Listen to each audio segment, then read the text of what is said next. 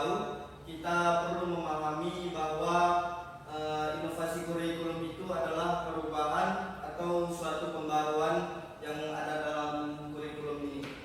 Jadi supaya proses pembelajaran itu berjalan lebih baik sesuai dengan perkembangan zaman, kebutuhan peserta didik kita, serta kemajuan ilmu, pengetahuan dan juga teknologi.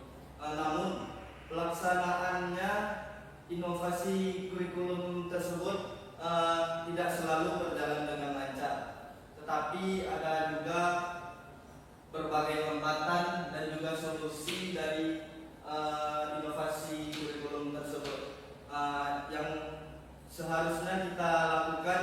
Inovasi hambatan dan juga solusi inovasi kurikulum ini berjalan dengan lancar atau berhasil. Yang pertama, kita masuk dengan hambatan inovasi kurikulum. Yang pertama yaitu guru itu harus mempersiapkan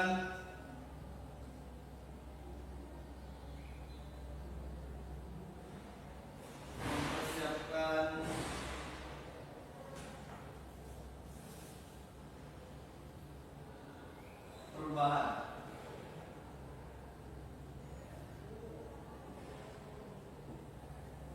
Jadi masih ada guru itu yang merasa kesulitan dalam memahami sebuah kurikulum yang baru karena sudah terbiasa dengan menggunakan metode pembelajaran yang lama.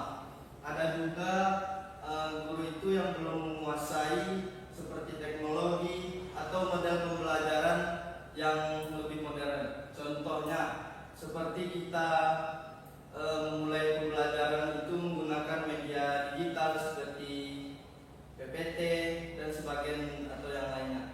Sebagian guru itu juga ada yang masih merasa bingung menggunakan aplikasi pembelajaran atau membuat bahan pengajar yang lebih menarik.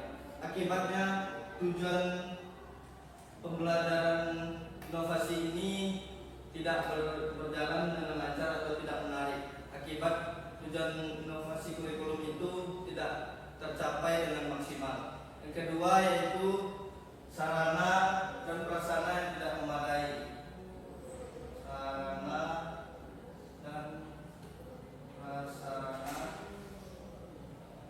yang tidak memadai.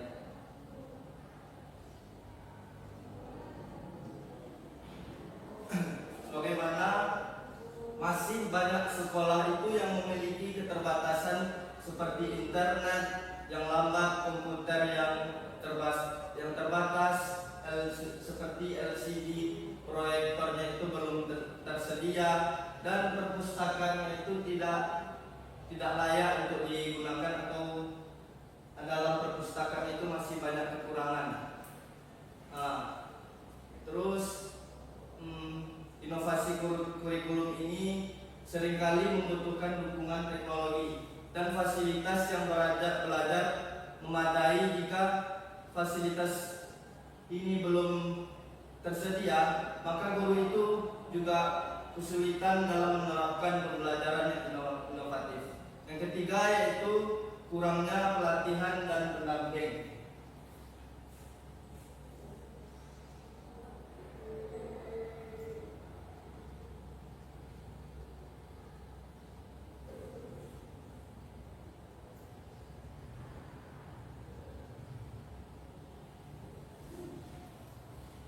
Jadi dalam kurangnya pelatihan dan pendamping ini seringkali kurikulum itu baru diterapkan dengan cepat, tetapi guru itu belum mendapatkan pelatihan yang cukup. Akibatnya guru itu masih mengenai asesmen maupun menerapkan pembelajaran yang berpusat pada peserta didik tanpa pendampingan yang baik. Tetapi inovasi itu hanya menjadi perubahan di atas kertas.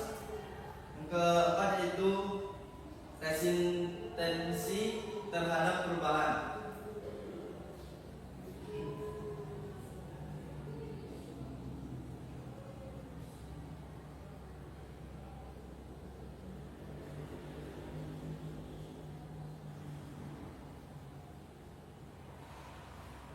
resistensi terhadap perubahan.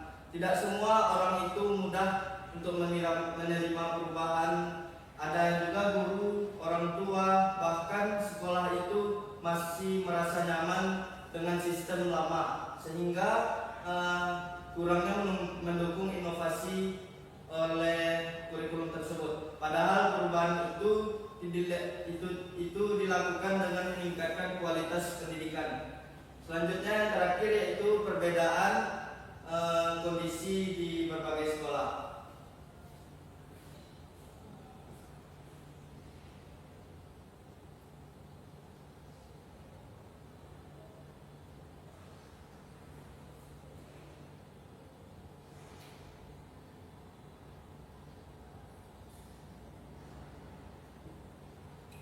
Perbedaan kondisi di berbagai sekolah. Indonesia ini masih memiliki kondisi sekolah itu yang sangat beragam. Ada sekolah itu yang di kota dengan fasilitas yang lengkap, namun ada juga sekolah itu berada di daerah terpencil yang masih kekurangan guru dan sarana belajarnya itu tidak mencukupi. Karena itu penerapan inovasi kurikulum ini tidak dapat disampaikan di semua sekolah. Selanjutnya yaitu dari solusi inovasi kurikulum.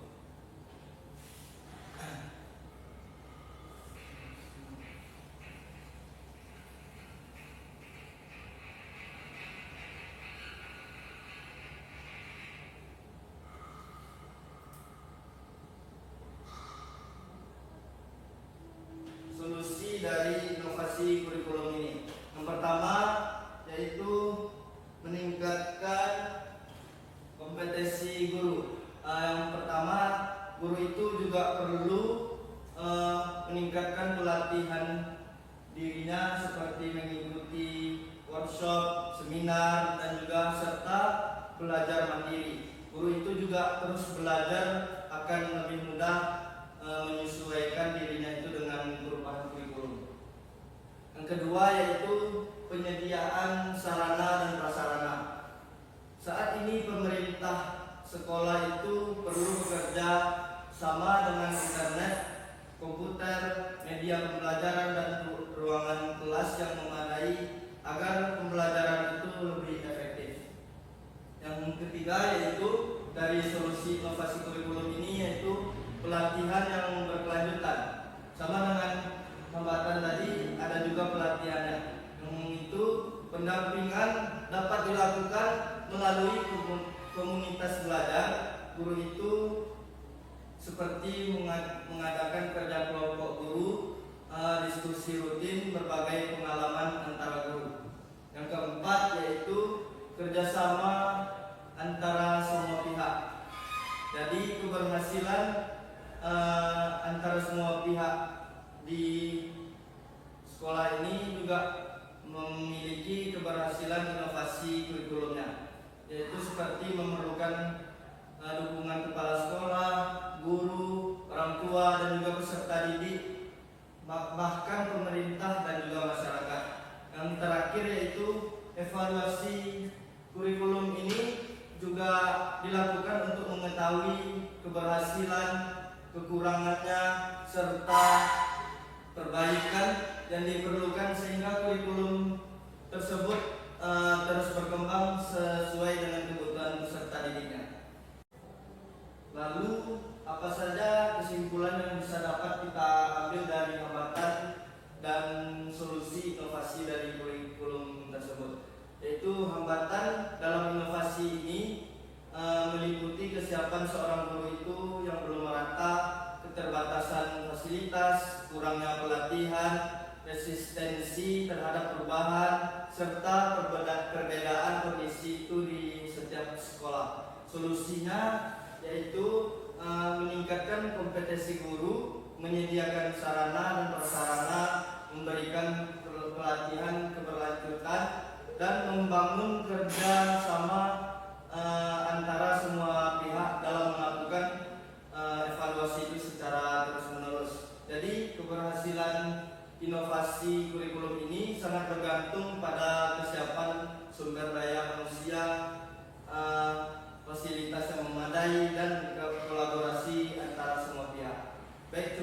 yang bisa saya